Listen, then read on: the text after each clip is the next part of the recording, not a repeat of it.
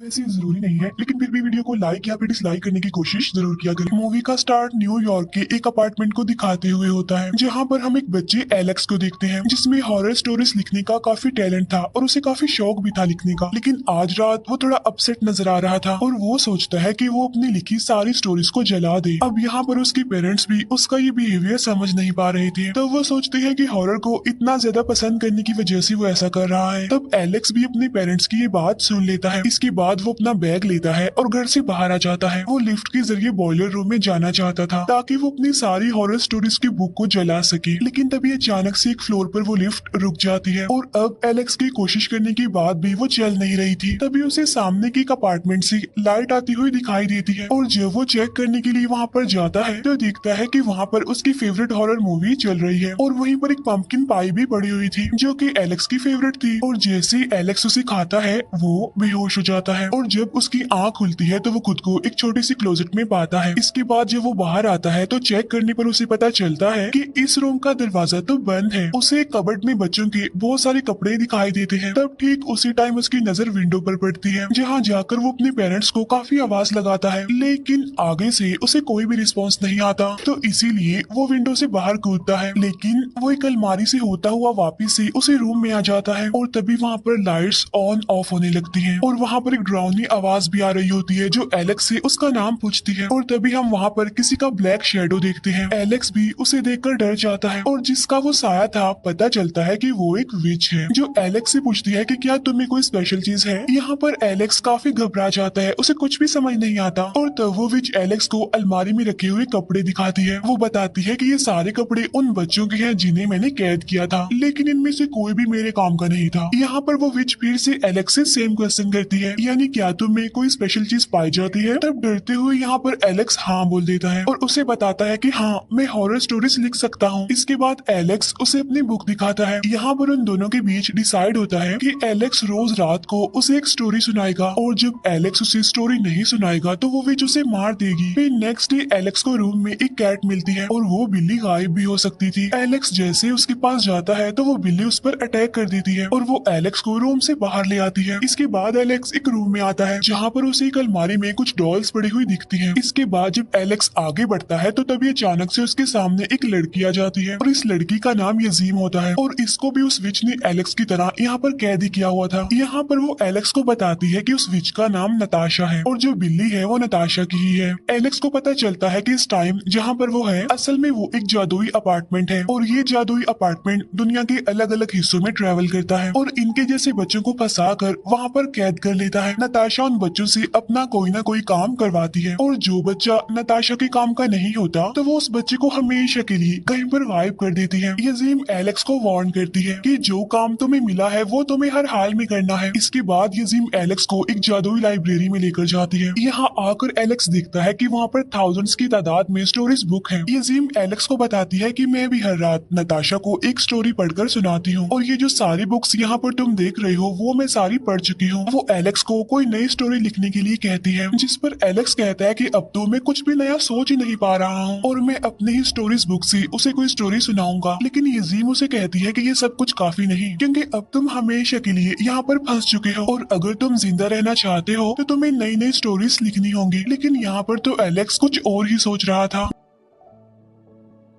जब रात के टाइम विच बाहर कहीं से आती है तब एलेक्स देखता है कि वो दरवाजा खुला हुआ है। तब एलेक्स भागकर उसके पास जाने की कोशिश करता है, लेकिन तभी अचानक ही वहाँ एक दीवार बन जाती है। तब ये बात उस विच यानी नताशा को भी पता चल जाती है कि एलेक्स ने भागने की कोशिश की है, इसीलिए वो एलेक्स को वार्न करती है कि दोबारा ऐसा सोचना भी मत। रात को एलेक्स अपनी पहली स्टोरी सुनाता है, लेकिन तभी वो दिखता है कि नताशा खुद पर एक ब्लू परफ्यूम लगा रही है, लेकिन तभी वहाँ सब कुछ हिलने लगता है। तब नताशा एलेक्स को जल्दी से स्टोरी स्टार्ट करने का कहती है। तो इस स्टोरी का नाम था द प्लेग्राउंड, जिसमें एक बच्चा अपनी मरी हुई दोस्त को आखिरी गुड बाय करने के लिए एक कब्रिस्तान में आता है। वहाँ कुछ बच्चों की सोल्स उसे हमेशा के लिए यहाँ पर रोकने की कोशिश करती है, लेकिन उस बच्चे की फ्रेंड उसे बचा लेती है। फिर वो दोनों प्रॉमिस करते हैं कि वो हमेशा एक दूसरे के दोस्त बनकर रहेंगे। इसके बाद वो दोनों अपने अपने रास्ते पर चले जाते हैं और जैसे एलेक्स की स्टोरी खत्म होती है वहाँ पर फिर से जमीन हिलने लगती है। तब ये देखकर नताशा को बहुत गुस्सा आता है और तब वो एलेक्स को इस स्टोरी की हैप्पी एंडिंग चेंज करने के लिए कहती है। तब एलेक्स कहानी में किसी तरह चेंजिंग करके उस बच्चे को दोबारा से कब्रिस्तान में ले आता है, जिससे वो बच्चा हमेशा के लिए वहाँ पर कैद हो जाता है। और जब इस स्टोरी की सैड एंडिंग होती है तो वहाँ पर जमीन हिलना बंद हो जाती है। इसके बाद नताशा उसे वार्न करती है कि लिसन केयरफुली, मैं कोई भी हैप्पी एंडिंग सुनना नहीं चाहती। इसके बाद वो एलेक्स की स्टोरीज वाली बुक देखती है और कहती है कि ये स्टोरीज काफी नहीं है, इसीलिए तुम्हें कुछ नया लिखना होगा। तब एलेक्स लाइब्रेरी में बैठकर बहुत सोचता है, लेकिन उसके दिमाग में तो कोई नई स्टोरीज आ ही नहीं रही थी। तब इसीलिए वो वहाँ पर रखी हुई बुक्स चेक करने लगता है। एक बुक को रीड करने पर उसे उसमें एक हिडन मैसेज मिलता है। उसे पता चलता है कि ये किसी लड़की ने लिखा है और उस लड़की को विच ने एक यूनिकॉर्न दिखाकर यहाँ पर कैद कर लिया था। और तब इस बारे में वो यजीम से पूछता है, जिस पर वो कहती है कि नहीं, ऐसा तो नहीं है, बल्कि वो लड़की तो अपनी एक फेवरेट डिश देखकर यहाँ पर आई थी, जैसे तुम पंपकिन पाई खाकर यहाँ पर आए थे जो कि तुम्हारी फेवरेट थी। तब एलेक्स को लगता है कि शायद उस यूनिकॉर्न गर्ल की छोड़े हुए और मैसेजेस में यहाँ से निकलने का कोई तरीका हो। यही सोचकर वो बाकी बुक्स को चेक करने लगता है। साथ साथ वो उन पुरानी स्टोरीज की हैप्पी एंडिंग चेंज करके किसी तरह नताशा को रोज एक नई स्टोरी सुनाता है। लेकिन वो नोटिस करता है कि वो स्टोरीज नताशा को ज्यादा पसंद नहीं आती और नताशा उसे हमेशा एक ही बात कहती है कि एक अच्छी स्टोरी वही होती है जो रियलिटी की तरफ इशारा करे, यानी सच की तरफ। फिर एक दिन लाइब्रेरी में उसे यूनिकॉर्न वाली लड़की का अगला मैसेज मिलता है, जिसमें लिखा था कि मुझे वो चीज मिल चुकी है जिसकी मदद से मैं यहाँ से भाग सकती हूँ। इतनी ही देर में यजीम भी वहाँ पर आ जाती है, लेकिन इससे पहले कि एलेक्स उसे कुछ बता पाता, वो नताशा की मैजिकल गार्डन को ठीक करने में उससे हेल्प मांगती है। यजीम उसे बताती है कि नताशा अपने मैजिकल ड्रिंक्स यहीं से बनाती है और आज उन्हें कुछ ऐसे अंडे खत्म करने हैं जिससे निकले हुए क्रिएचर्स इस गार्डन को खराब कर सकते हैं। लेकिन तभी वहाँ पर एक गड़बड़ हो जाती है, क्योंकि अंडे से एक स्कल स्पाइडर बाहर निकल आता है। तब वो लोग किसी तरह बाकी अंडों को खत्म करके उस स्पाइडर को पकड़ने की कोशिश करते हैं और इसी कोशिश में यजीम उस स्पाइडर से मरते मरते बचती है। इसके बाद वो उसे वहीं पर फेंक कर बाहर चली जाती है। यहाँ पर वो कैट उस स्पाइडर को पकड़ने की कोशिश में एक जाल में फंस जाती है। तब एलेक्स ठीक टाइम पर वहाँ पर आकर उस बिल्ली को बचा लेता है। गार्डन में होने वाली तबाही की वजह से नताशा यजीम को टॉर्चर करती है, लेकिन एलेक्स उसे ये कहकर बचा लेता है कि सारी गलती मेरी थी, इसे छोड़ दें। तब नताशा उन्हें वार्न करते हुए छोड़ देती है। फिर यजीम एलेक्स को एक दवाई बनाकर देती है और उस दवाई को एलेक्स उस बिल्ली पर लगा देता है। यहाँ पर हम देखते हैं कि वो कैट अब इन दोनों के साथ घुल मिल रही थी और शायद उन्हें पसंद भी करने लगी थी। इसके बाद एलेक्स यजीम को बताता है कि मेरी स्टोरीज तो खत्म होने वाली हैं और अब किसी न किसी तरह करके हमें यहाँ से भागना होगा। जिस पर यजीम उसे समझाने की कोशिश करती है कि ऐसा तो हो ही नहीं सकता, क्योंकि यहाँ पर सिर्फ दो ही रास्ते हैं, एक वो रास्ता जहाँ से तुम आए थे और एक वो रास्ता जिसे नताशा यूज करती है, लेकिन वो उस रास्ते की चाबी हमेशा छुपा कर रखती है। तब एलेक्स यहाँ पर काफी घबरा जाता है, काफी परेशान होता है और वो यजीम को कहता है कि शायद अब मेरे मरने का टाइम आ गया है। तब यजीम उसे बताती है कि नताशा बच्चों को मारती नहीं, बल्कि वो बच्चों को डॉल में बदल देती है। वो उसे वही डॉल्स दिखाते हुए कहती है कि ये सब मेरे फ्रेंड्स थे, लेकिन नताशा ने एक एक करके उन्हें डॉल बना दिया।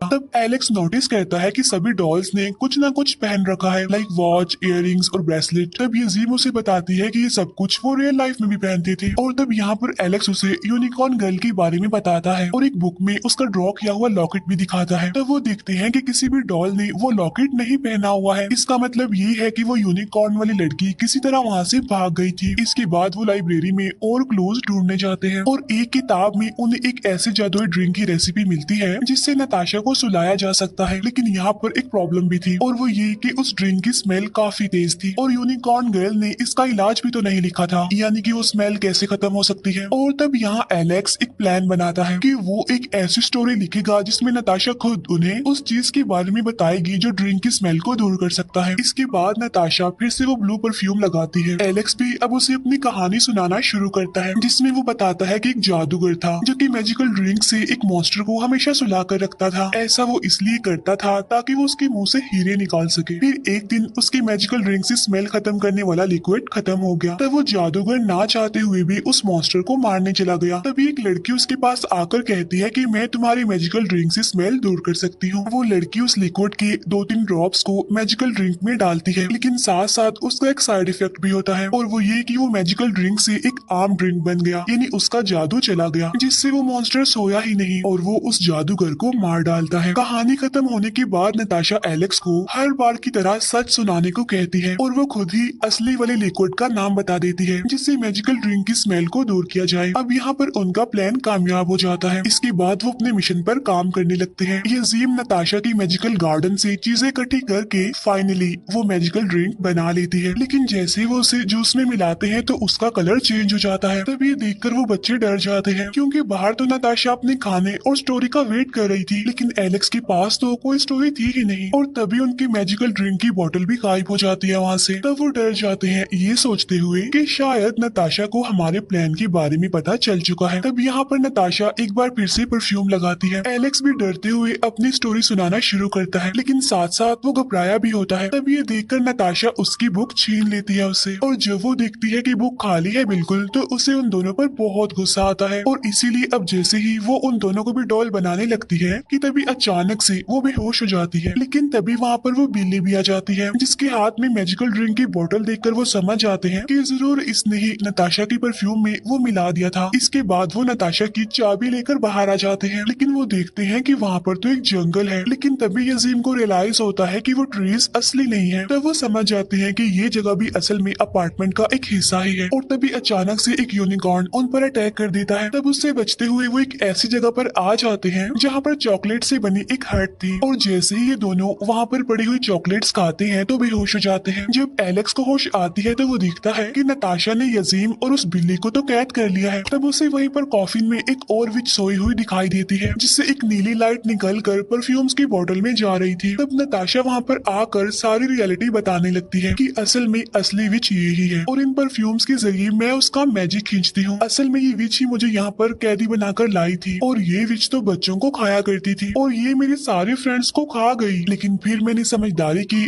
और मैं उसकी फेवरेट बन गई, और एक दिन मैं अपने जादुई ड्रिंक की मदद से यहाँ से भागने में कामयाब भी हो गई। और अपने घर जाकर मैंने देखा कि मेरे पेरेंट्स तो वहाँ पर हैं ही नहीं। तब इसीलिए मैं वापस से इसी अपार्टमेंट में आ गई क्योंकि मेरे पास जाने के लिए और कोई जगह ही नहीं थी। और तब से मैंने असली विच को सुला दिया और उसकी जगह मैंने ले ली। यहाँ पर वो जान पाते हैं कि वो यूनिकॉर्न गर्ल कोई और नहीं बल्कि नताशा ही है। और तभी वहाँ पर जमीन एक बार फिर से हिलने लगती है, और तब उन्हें पता चलता है कि ये सब कुछ उस सोई हुई विच की वजह से ही हो रहा है।